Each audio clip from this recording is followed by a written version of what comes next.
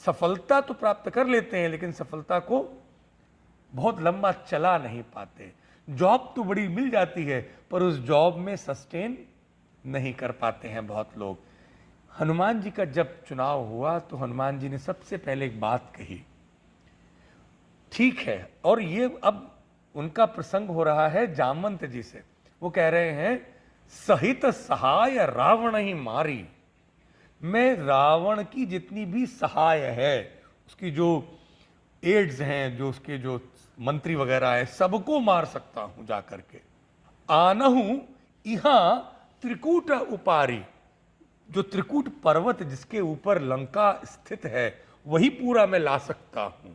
जामवंत मैं पूछूं तो ही, फिर भी मैं जामवंत जी आपसे पूछ रहा हूं, उचित सिखावनु दीजहु मोहि, मुझे उचित शिक्षा दीजिए कि मैं जाऊं तो वहां पर क्या करके आऊं।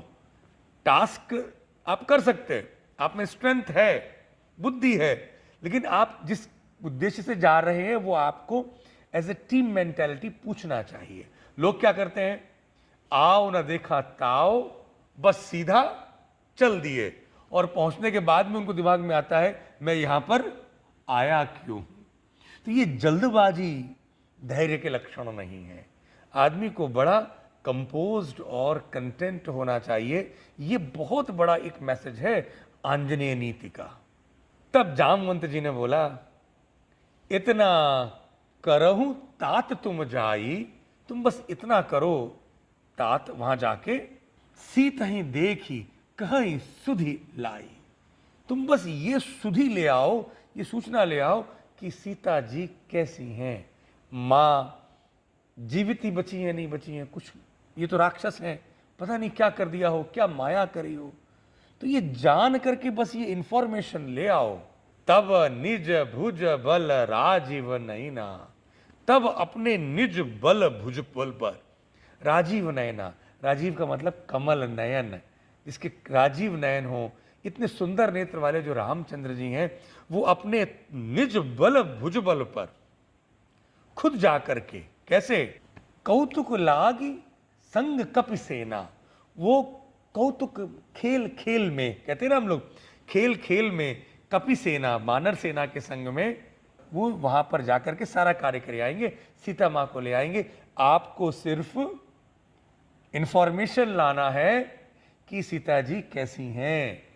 आपको ये सब नहीं करना है कि आप रावण को सहाय सहित मार दें और त्रिकूट पर्वत ले आए। देखिए, ये एक बहुत बड़ा एक आंजनेय नीति का मैसेज है। हम चाहते हैं भगवान हमारी सहायता करें, पर आप योग्य तो बने।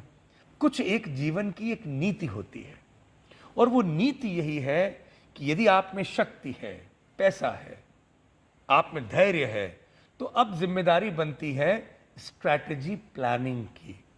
सोच विचार कर आगे बढ़ें, तब तो आपकी वो शक्ति का सदुपयोग होगा, नहीं तो वही शक्ति एक मुसीबत का सबब बनती है। मैं जानता हूं बहुत से लोग हैं, उनको भगवत कृपा के कारण, पूर्व जन्म के अच्छे कर्मों के कारण बहुत कुछ प्राप्त तो हो गया, लेकिन दंभ, दर्प, अहंकार के कारण उन्होंने स्ट्रैटेजिकल प्लानिंग बंद कर दी और युद्ध काले शस्त्राभ्यास प्रारंभ किया। युद्ध के काल में जाकर के शस्त्र का अभ्यास, मतलब वहां पर जाकर के सोचना कि अब क्या करें, नहीं, पहले ही विचार करें। आप अपने जीवन को अच्छा बनाएं शक्तिवान और बुद्धिमान होने पर। जब आप शक्तिवान नहीं है, बुद्धिमान नहीं है, तब तो कोई चांस ही नहीं है।